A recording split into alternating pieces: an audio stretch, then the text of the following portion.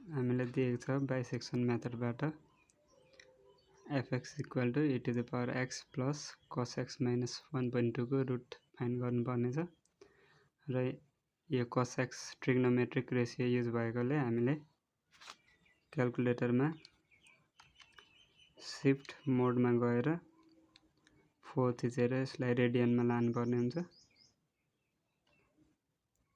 र हामी अब पोजिटिभ र नेगेटिभ रुटहरु चेक गर्ने छौं।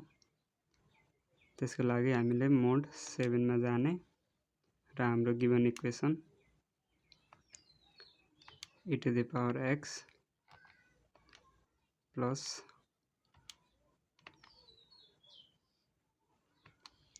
cos x माइनस 1.2 लाई सेट गर्ने र हाम्रो स्टार भ्यालु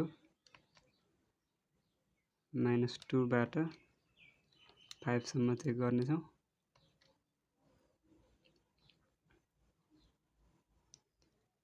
हाम्रो -2 मा भ्यालु आएको छ -1.48, f -1 मा आएको छ -0.291 र f 0 मा आएको छ 0.8 र यो नेगेटिभ भ्यालु एउटा नेगेटिभ भ्यालु र जस्ट त्यस पछाडीको चाहिँ पोजिटिभ भ्यालु आएकोले हामीले इनिशियल रुटको रूपमा लिन सकिन्छ। The root lies in the interval -1, 0 र हामीले इनिशियल गेस फाइन्ड आउट गरिसकेका छौं र यसमा हामी राख्छौं इटरेसन a मा चाहिँ हामीले नेगेटिभ भ्यालु आएको रुटलाई राख्ने छौं र b मा चाहिँ पोजिटिभ आएकोलाई राख्ने छौं। त्यसपछि fa fb x equal to a plus b/2 र fx राख्छौं। यसको क्याल्कुलेसन पनि हामीले सजिलै क्याल्कुलेटरबाट गर्न सकिन्छ। त्यसको लागि हामीले गिवन इक्वेसनमा x भएको ठाउँमा a b र c सब्स्टिट्युट गर्छौं। a को भ्यालुको लागि हामीले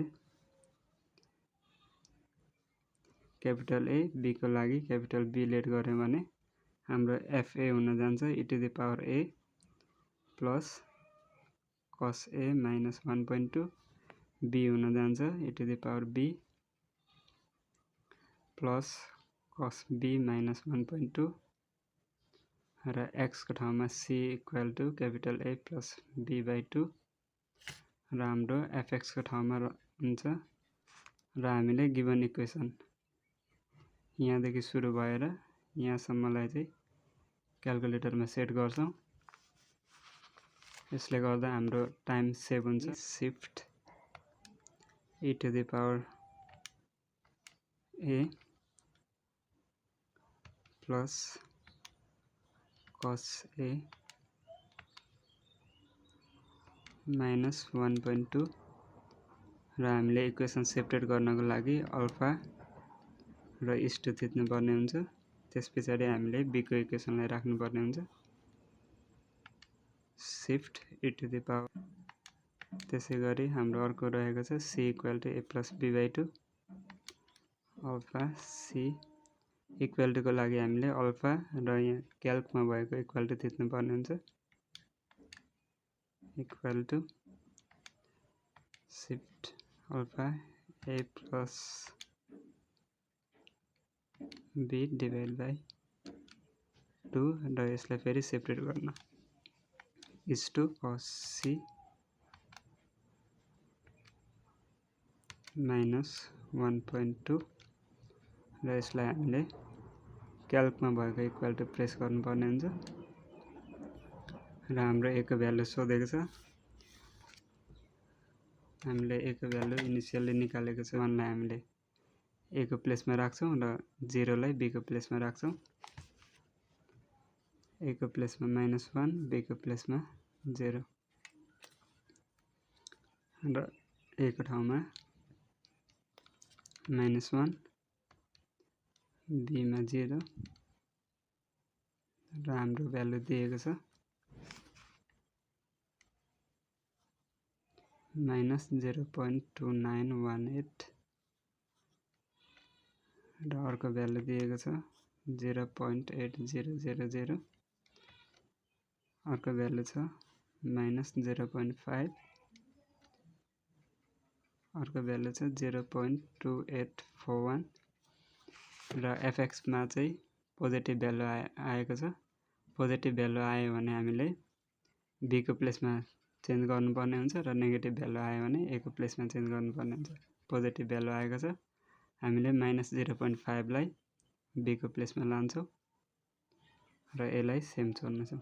ए को भ्यालु सेम रहेको छ -1 बी को प्लेसमा minus 0.5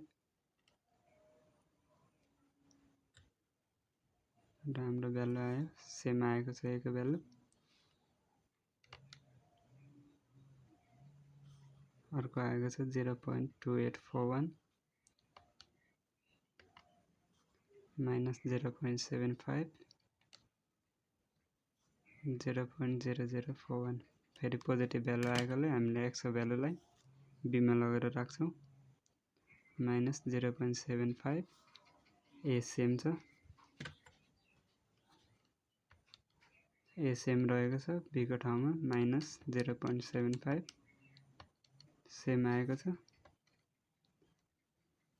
0.0041 minus 0.8750 minus 0.1421 negative value आएको छ त्यसैले हामीले एक्स को भ्यालुलाई ए मा सब्स्टिट्युट गर्छौँ minus 0.8750 minus 0.75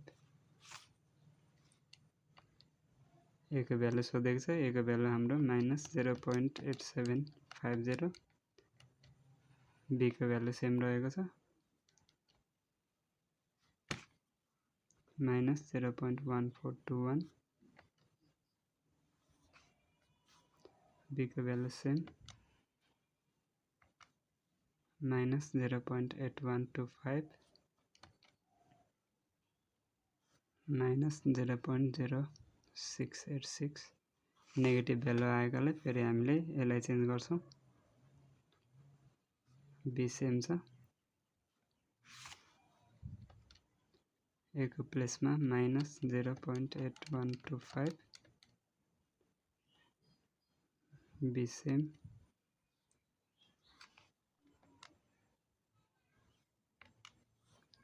minus 0.7813 minus 0.0321 negative value आएकोले ए को भ्यालु चेन्ज गर्छौँ 0.7813 बी सेम रहन्छ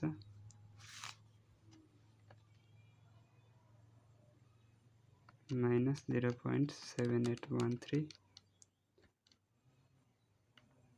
माइनस 0.0322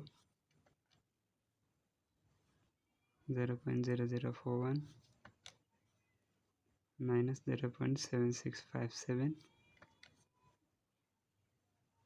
माइनस 0.0140 नेगेटिभ भ्यालु आएको छ फेरि ए को भ्यालु चेन्ज गर्छौँ माइनस 0.7657 माइनस 0.75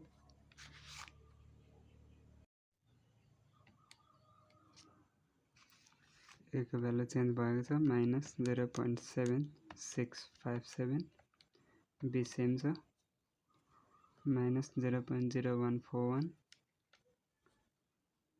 सेम रहेको छ माइनस 0.7579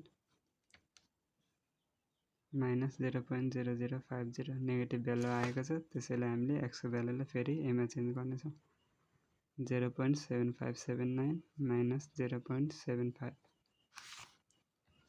ए को प्लेसमा माइनस 0.7579 बी को प्लेसमा सेम छ माइनस 0.0051 0.0041 माइनस 0.7540 माइनस 0.0005 फेरि नेगेटिभ भ्यालु आएको छ ए मा चेन्ज गर्छौँ माइनस 0.7540 माइनस 0.75 A को प्लेसमा -0.7540, B को प्लेसमा सेम -0.0006, 0.0041, -0.7520, 0.0017 पोजिटिभ भ्यालु आएको छ। पोजिटिभ भ्यालु आएकाले हामीले x को भ्यालुलाई b मा चेन्ज गर्छौं। -0.7520 a सेम रहन्छ। a मा हामीले चेन्ज गर्नु परेन। b को प्लेसमा -0.7520 सेम आएको छ। fa fb 0.0017,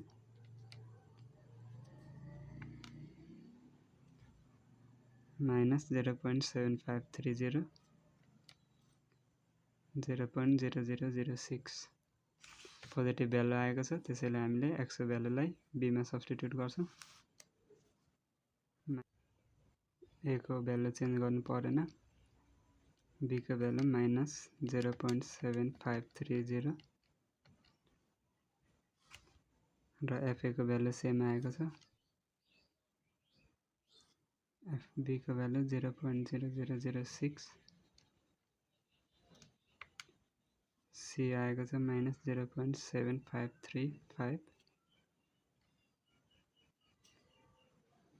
र fx आएको छ 0.0000 र हामीलाई क्वेशनमा सोधेको छ अप टु 3 डेसिमल प्लेसेस भनेर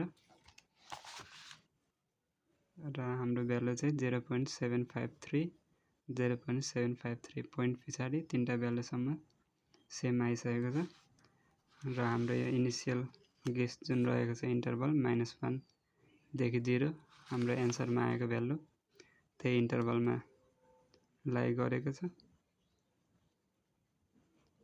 यसरी हामीले बाइसेक्सन मेथडको क्वेशनलाई सजिलै सल्भ गर्न सकिन्छ।